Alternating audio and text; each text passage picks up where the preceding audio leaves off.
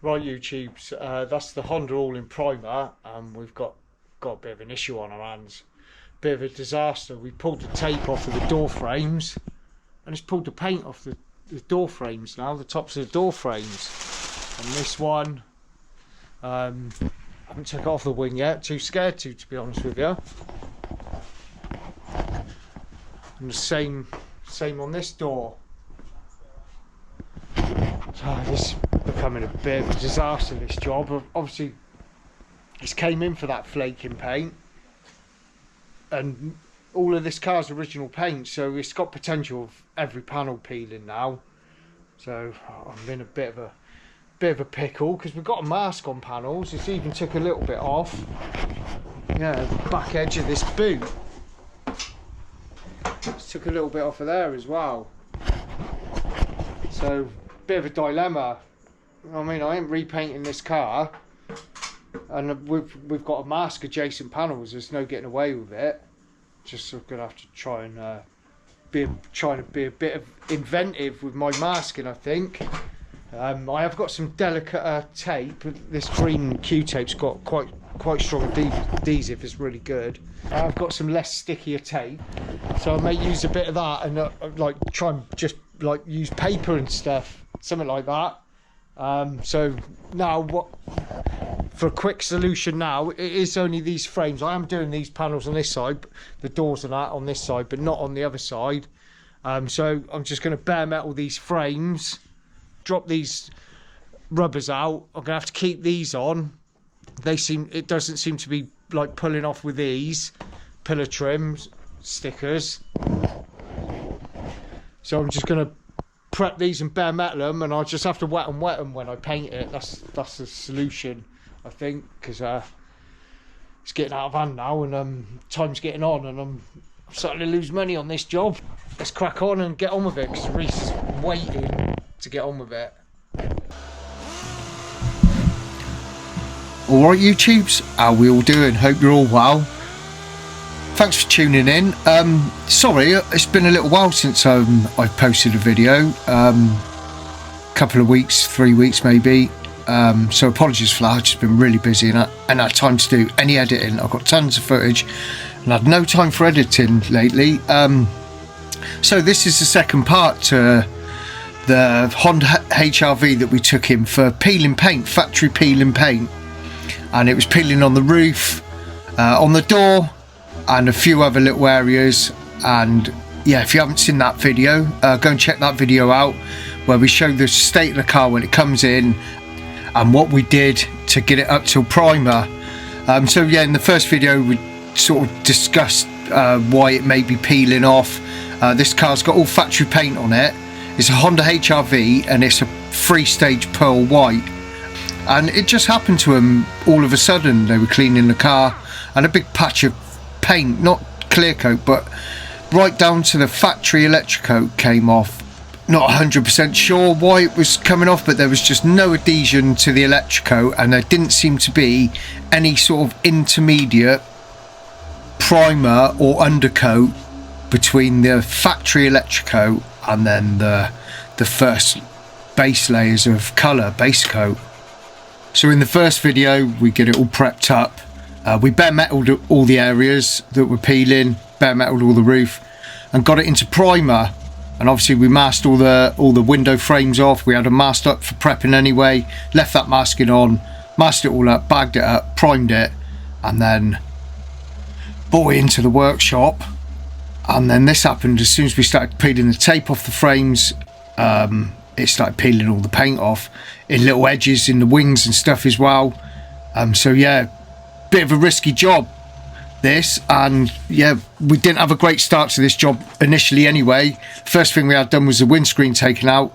They can never guarantee they can get them out without breaking it. He got it all the way there, and just as he got the last corner off to pull the windscreen out, it cracked. So we've already been in touch with the customer straight away that he needs a new windscreen. So yeah, this job isn't going well.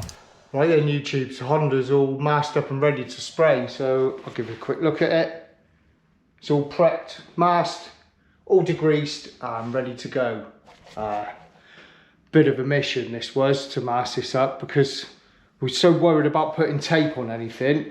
We think the plastics are fine, but even in the shuts and everything, there's all potential of it peeling off. And I've had to do like a little bit of a thing on this wing to catch a bit that's peeled off in there, and where we put tape on it. So I've used some I've got some tape that I had in the shed for decorating, and it's for delicate surfaces, frog tape for delicate surfaces. It's got really low tack, so I've used that and then put my tape over the top of it, and yeah, just sort of put paper behind, so I've got some of that frog tape down there so it's not touching the wing. Sort of had to sheet all the insides of the doors instead of putting tape in it. Same in this shut here, we have had to put a little bit of tape. I've left it all open in there, because it's sort of like how they're sprayed factory, and gonna let it drift in there, but obviously there's a downside to that, because stuff could blow out. I'll give it a good blowing out. And with this door, instead of putting tape on the edge of it, sort of wrapped sheeting round and then pulled the sheeting out of the way and then put tape over the sheeting, so it looks like it's sort of been masked by someone that don't know what they're doing. But I'm just trying to minimise anything else peeling off. So all these tops of these doors are bare metalled, and I'm just going to give these a quick coat of the same primer that's on here, so the Mipa Multifiller. There's a wet on wet mixing ratio for that, and it's fine to go on bare steel, like I said earlier. So give those a bit of a wet on wet with that, and there's a couple of little breakthroughs here and there. And obviously being pearl white, I want to cover anything that looks dark, even if it's not broken through to metal, like little areas like this. So I'll go around. I'm not going to wet on wet the whole roof and all that. I don't like doing that. Just going to do little blow-ins with a mini jet wet on wet, and get all the tops of those doors wet and wetted. And then it's the 3-stage pearl, the base undercoat, the mid coat pearl, and then clear coat. So the guns I'm going to be using is my little mini jet for the wet on wet. Sorry, that one. 4400B RP, and it's got 1.2 SR setup on it. Base coat's going to be my Satajet X HVLP 1.2i. Clear coat's going to be Satajet X RP, again with a 1.2i setup. So I'll get the wet and wet mixed up first, get that on there, and then while that's drying off, I'll get the base coat mixed. So I'm going to crack on. It's been a long day masking, and I need to get this job out of here. So quite a lengthy process painting this, with all the stages, all the applications, wet on wet. Base coat, undercoat, the mid coat pearl, and then the clear coat. Showing all of it. So sit tight and tuck yourselves in, because it's going to be a long one again from me. Had a bit of issue with some of the footage on this, so I apologise for the footage.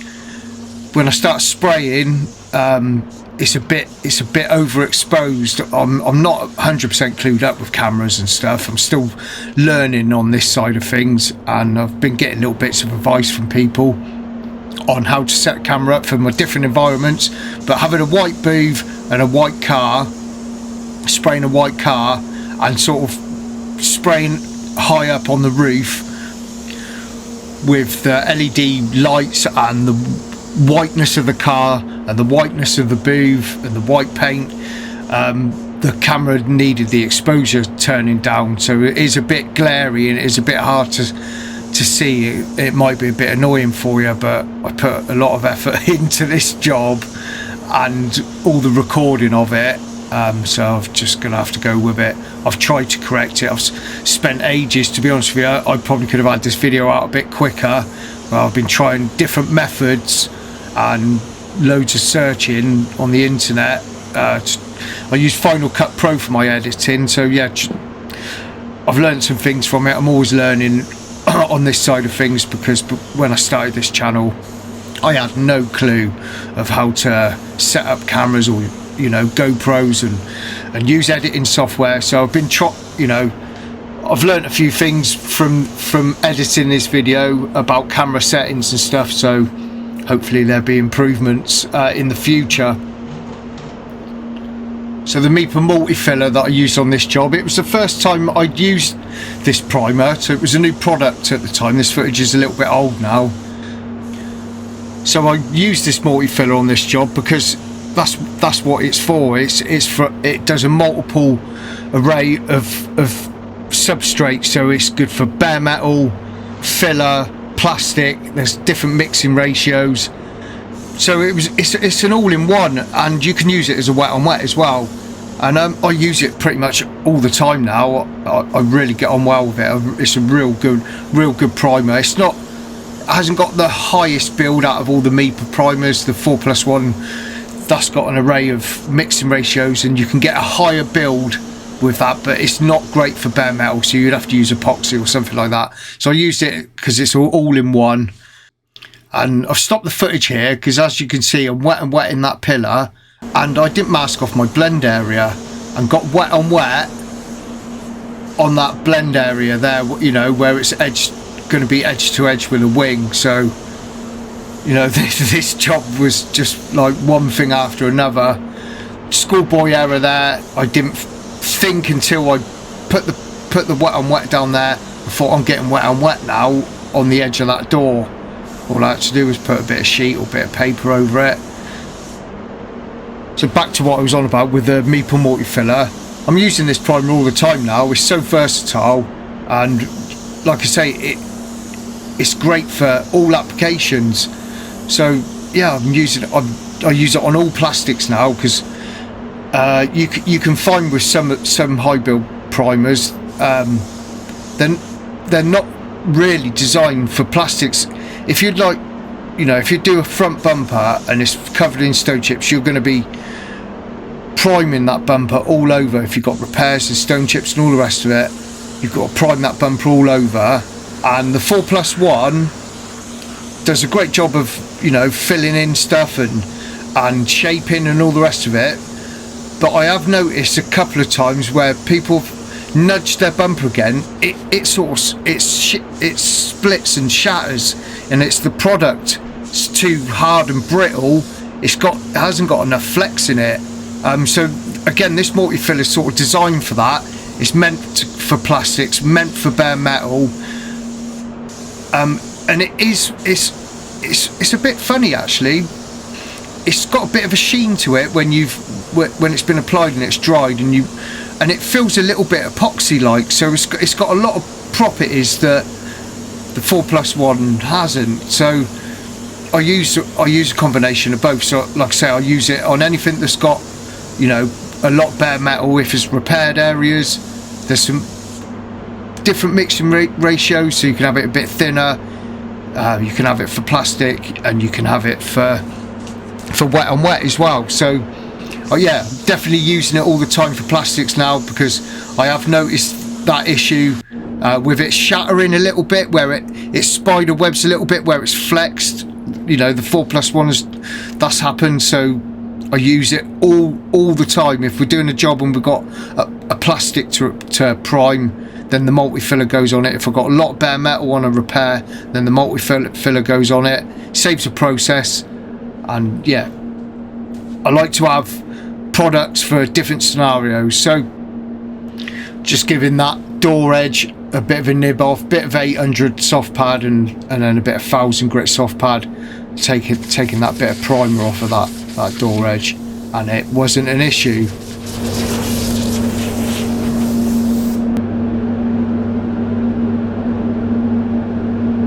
That's unavoidable, man.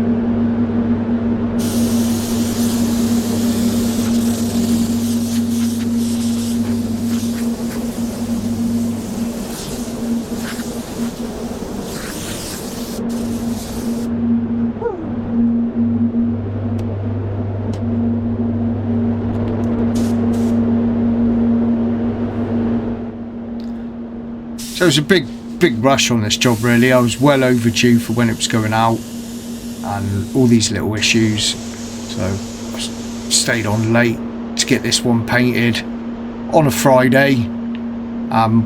Now we're on to the first application of the base coat. So Mipa water base, and it's 2.5 coats of the undercoat. Covers cover's decent, covers really well. Half a coat, not too wet as the first coat, and then I do a double coat, so that's all the undercoat then, and I haven't had any issues with the 3-stage pearls on this system. Colour matching's been good. I'm normally, rule of thumb is I normally do 2 coats of the mid coat as separate coats, but I do double up on the base coat, you know, the undercoat.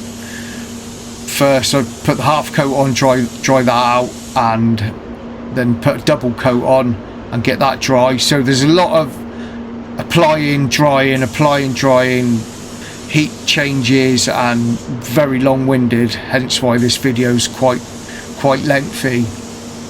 And me being vertically challenged, it takes me a while to get around up and down on the hop-ups.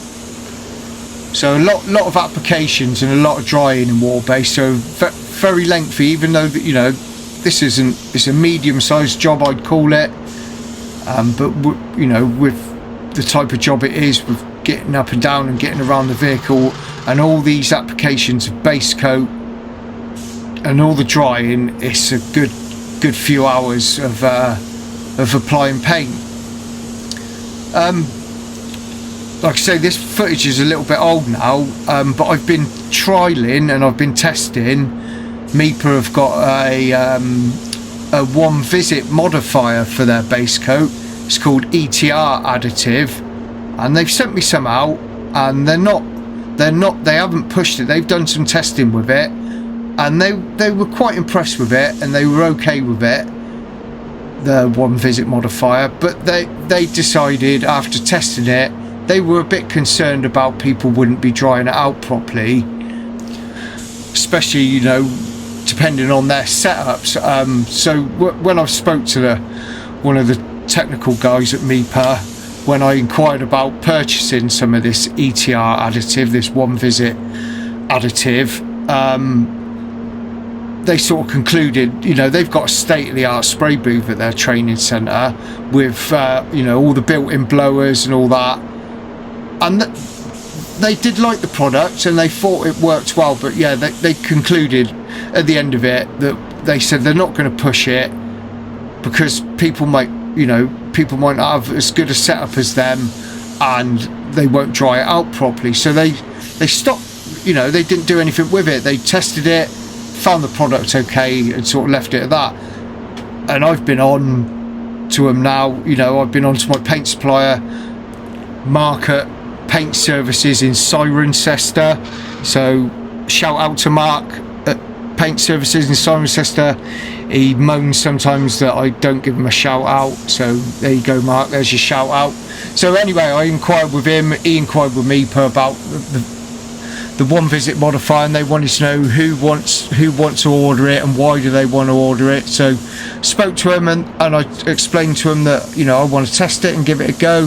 They explained to me what they found with it, and looked at the data sheets, and they agreed to send me some out. So I've been using it, and I tell you what, I am fucking impressed with it, to be honest with you.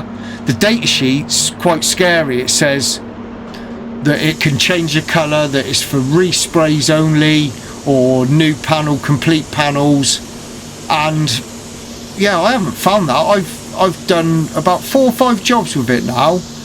There is a bit of specific gun setups which suited me because they specify a Satajet. So I'm still in the middle of trialing it out and testing it, and yeah, and giving Mipa my feedback. They have said to me they don't want me to put a video out. They want me to give them, you know, my feedback on it. So I've recorded some footage, and until they give me the green light to put the footage out, then I will. So that may be coming soon in the future, but I've found it so quick, and for a job like this, honestly, I would have half my time. Just like the other one visits, it all goes on in one go, drop coat it, all in wet in one go. The only issue I've been having at the moment is I've been doing blending with it, and I've had some blending issues with it, but I don't want to go too much into it all. But I've sort of think I've found a way to rectify it, which is pretty much a way that it would be done with the one visit base coats that are out there on the market anyway, the same sort of procedures. But I need to do a bit more testing with it. But application wise, speed wise, going round, especially when you've got multiple areas to do, going round once and drop coating all in one go is it's a mega time saver. And to me, it does take a bit longer to dry out, but you're only drying it out once. So yeah, there's some do's and don'ts, and with the type of equipment you're using to dry it as well. So hopefully I'll get there in the end with it. I'm sticking with it. I've ordered more of it now because I'd say it would suit a lot of jobs. I like it where you can have a choice now with this system. It may not suit certain types of jobs, but some jobs, and I think a job like this it would suit. But yeah, I've had some great results with it and not really had any issues. The only issue I've had at the moment is the blending. But gun setup they specify on the date sheet is a Satajet 5500 with a QMR, a quick material regulator attachment, and basically you set the gun up with a QMR. It tells you how to set that up, winding the QMR in and then releasing it 1 1/4 turns. Then you use that button, 1.8 bar, do all your application coverage, everything at 1.8 bar. Then you pop the QMR in, restricts the fluid amount. You know, it restricts the fluid control to about half, and then you just increase your distance at the same pressure and drop coat into it. But I've had metallics laying down lovely. It seems to dry silky smooth. It covers really well. Obviously really increases the viscosity. So it you know, on this system as a 2-coat system, they recommend a 1.2 in a Satajet for applying this base coat, because it's quite a thinnish base coat. Not thin in opacity wise, but thin in viscosity. But it's a real high power, high covering base coat, this Mipa water base coat. And then adding this one visit modifier into it really increases the viscosity of it, makes it really thick. So they recommend a 1.3i with this QMR, and at those pressures 1.8 bar. So yeah, I'm really looking forward to getting you know, little issues that I have come across with it so far, getting them ironed out and using it on a regular basis. So yeah, look out for those videos. Hopefully they're coming soon.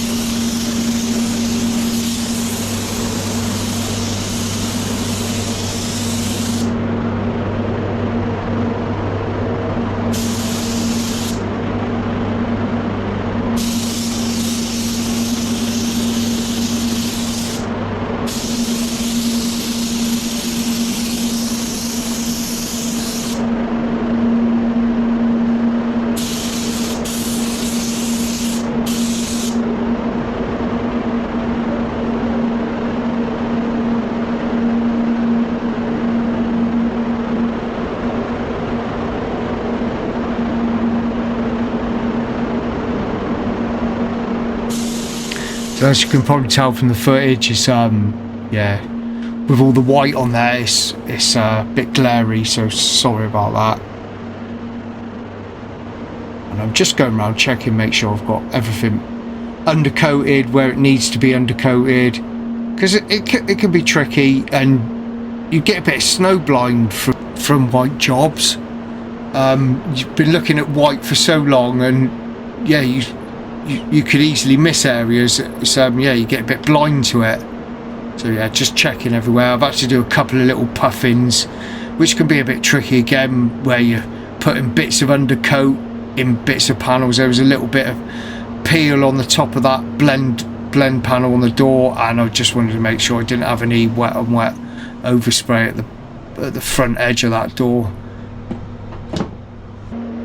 So onto the mid coat now, and yeah, you need to be taking that mid coat a bit further. I didn't do no spray out with this one, but pretty much 95% of the time I do a 3-stage colour, maybe sometimes the candied colours, but I found with the white pearls, 2 coats of mid coat is enough, and it doesn't, if you got room to go further with it, even if you get really close to the edge of a blend panel.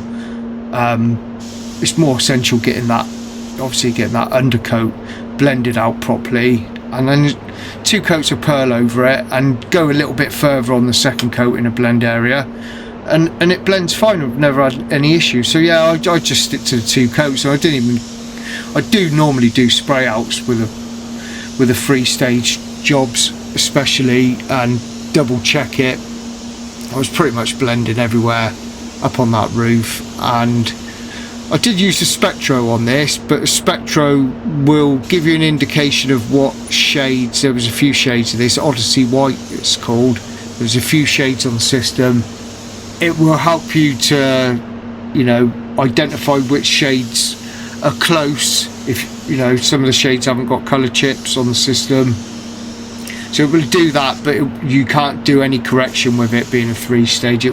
It won't do any optimizing or any correction and altering the formulation. So you can't do that side of it on a 3-stage pearl. So yeah, we did go for the best shade, and lucky enough there was a colour chip for it, and it looked decent on the screen, and it looked pretty decent on the colour chip. So 2 coats is normally right. On the white pearls, is you got pearl tinters in there that are transparent, they dry transparent. Then you've got your transparent base coat, which dries transparent, and so it doesn't have a massive effect on the colour unless you start putting coats and coats on, as long as you get that effect on there. So the undercoat is the most important bit, making sure the shade of that is good. And if the shade of your undercoat's good, it's not really going to show up in a blend. The pearl's just giving you the effect on top.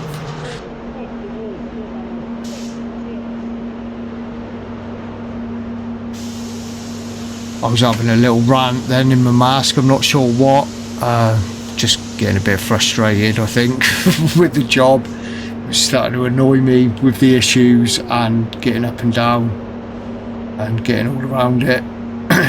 In fact, it's even making me feel tired watching it back now. But so yeah, you find when you start putting the undercoat on, and I've found it with other base coats I've used, water base coats, it doesn't seem to look wet because you're applying it on top of a load of material anyway.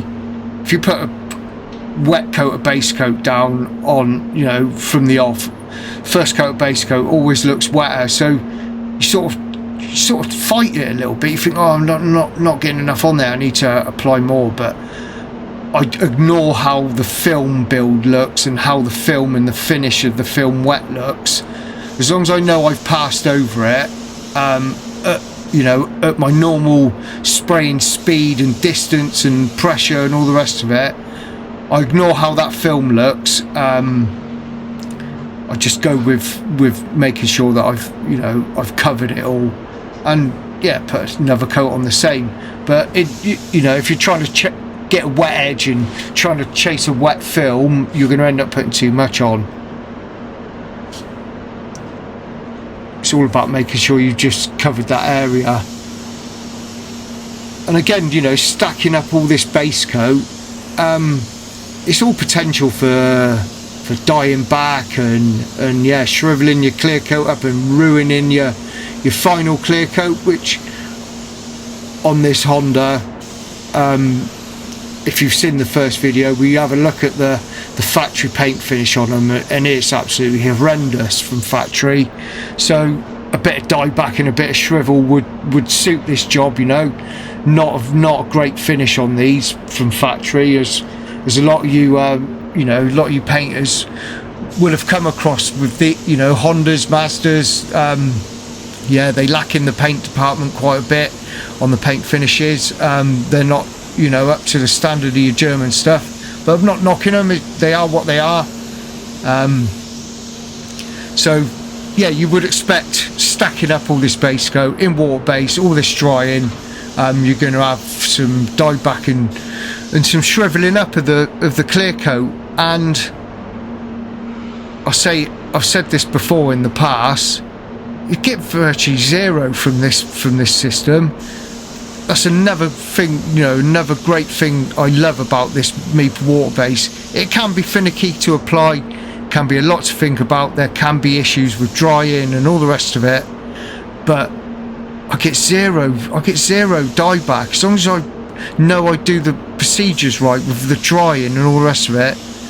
Even with the amount of product that's gone on this, you know, what, 6 coats of base coat, it doesn't really move the clear coat at all. You'll see at the end, you know, the footage at the end is the following day after a bake, and yeah, the finish looks the same as when I applied it, you know. So another great thing that I have confidence in. I'm not too worried about having all this base coat on there and coming across that issue. It sits on there flat when it's dry. It sits on there textured wet, and when it's dry, it's lovely and flat and silky smooth. So like I say, I put two coats of the mid coat on. I don't do no drop coating. I don't think it has any effect really on the mid coat being transparent and, you know, quite sparse. The pearl is quite sparse. I don't think it needs drop coating. I have drop coated the mid coat. Let me know in the comments, you know, any painters out there, whether you do drop coat your mid coat on the pearls. I drop coat pretty much everything else, but I stopped drop coating it really. It's just it's another application, and I haven't seen any difference from, you know, when I've drop coated the pearl coat to not drop coating it. So just put two even medium wet coats on, and that's it. That's all I need for the pearl. And yeah, just make sure I've covered further than my undercoating. That's pretty essential.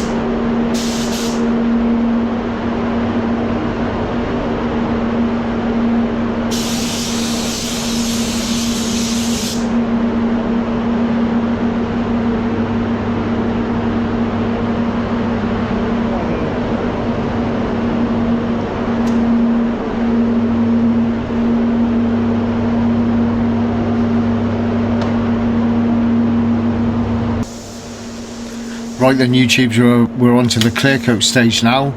We finally got there. So if you made it this far, well done. Thanks for watching watching it to this stage. Or if you skipped here, don't blame you. So clear coat I used on this was Mipa CC9, and it's probably my favourite clear coat out of all the clear coats I've got, and I have used from Mipa.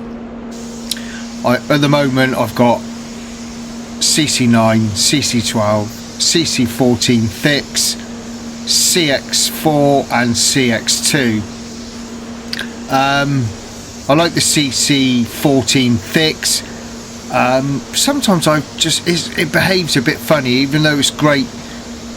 Like the fixed tropic aspect of it is great. It doesn't like bounce back, so if I've got a bit of an area that you sort of revisit with a little, you know, puffing a bit more on, if there's a bit of an area that you want a little bit more on, if it's been on there for, you know, a few seconds or whatever, I find it like I would call it bounce back. It's sort of, the overspray bounces back onto the film and creates like little craters, and they do flow out, but sometimes they don't. So there are some sort of issues with that fixed tropic that I don't like, but the stability, and it's great polishing and great finish, but apart from that, yeah, the negatives with it is, yeah, I seem to get these little bounce back issues with just creating little craters in the finish. So that I'll probably, when I've got through the can of CC14 I've got, I'm probably not going to reuse that one, to be fair. CC12 is a bit overkill for this job. That's more for your show cars and your classic cars. It's geared up for, you know, high gloss, flat polishing and all that. And then the CX4 and CX2 are your fast drying ones. CX4 is a premium fast dry, and the CX2s are sort of budget fast dry.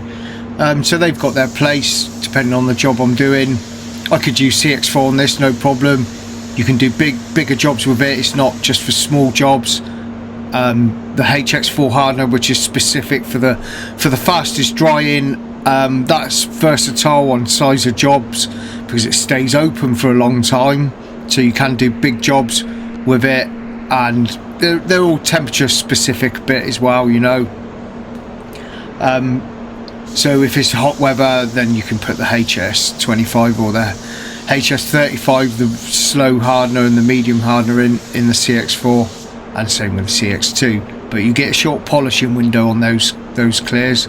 But they've all these products. I like to have different products for, you know, not every job's the same, different scenarios, different types of jobs you're painting, different size of jobs, so, and different finishes you're looking for. So I like to have, you know, a choice of all of these things: primers, clear coats, and now, like I spoke about earlier, there's a you know, a choice on base coating now as well, which I'm really excited about. It sounds sad, I know, but I like trying new products. If anything, you know, can make improvements, not just in the quality of the jobs, but it make improvements in efficiency and energy and all of these things. You know, where it's my own business, you got to keep an eye on all of these things, not just what, you know, the jobs themselves, but the whole running of the whole place.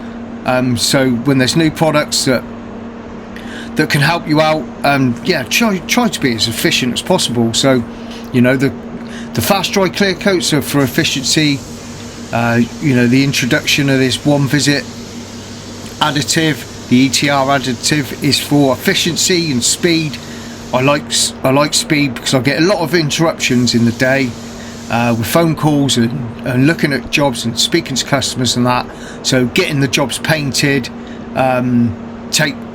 you know, it can take me a lot longer than it should do when I keep starting because of the day-to-day running of it, which I'm not moaning about. It is what it is. So if I can, you know, shave off time here and there and shave shave off costs on energy and stuff like that, I'm always up for trying it, and I like to be challenged. I don't like to just stay in one place. I like it when I've got somewhere with a product and I know exactly how it's going to perform, and then I can use that product to get the results I need for that certain type of job and that budget and that paint finish and that type of car. All these factors come in, so I like to have the primers, clear coats, and you know, with this base coat I like to have all these things here ready for me to use to help me crack these jobs out and be consistent with it all. And yeah, like I say, I like to be challenged. I like it, you know, where I get product and you're not just going to get a product bang that works perfectly. We all spray and we all operate slightly differently, so there's lots of tweaking, and I'm always tweaking with all of these things: temperatures, panel temperatures, paint temperatures, thinners in the clears, polishing, sanding, all these things I'm always making changes. Sometimes they're not for the better, sometimes they are. So, you know, being challenged with products and all these things, I think helps make you a better painter or better body man or whatever, you know. And it's the same on the body side, the panel side, with fillers and pulling techniques, and there's, you know, there's so much stuff out there now compared to what there used to be years ago, and things are moving on, and technology moves on with the spray guns and the equipment and all the rest of it. So I like to move with it. I'm not one of these ones that just stuck in my ways and I do it this way. Yeah, some stuff doesn't need changing. You don't need to reinvent the wheel because the wheel works. But other times, you know, there's always room for improvement somewhere, and there's always something I find with any paint job that you do. There's always something you can take from it. Most of the time, every time you do a job, there's something you can take from it. That there's always going to be an area or some detail of that job that didn't quite go to how you wanted it, or you look at it and think there's something I need to change there. So yeah, like, you know, challenging and being uncomfortable is a good thing in a way. If we're not challenged and we stay in our comfort zones all the time, then, you know, we don't grow. It can be painful sometimes when things go wrong and things don't go how you want it to go, and especially if it's your name on the job. And you know, we're all up against it, whether you're self-employed, whether you're working for someone in a body shop. There's you know, there's demands that have got to be met, and when something doesn't go right for you, it's painful, but you know, that's where we grow in it. Pain is a good teacher, you know, and we learn by our mistakes. So I'm going to leave it at that. I've been trying to voice over all of this video. It's a big, long, lengthy one. If you've got this far, thanks a lot. Really appreciate it, man. I really appreciate you sticking with me and watching my videos.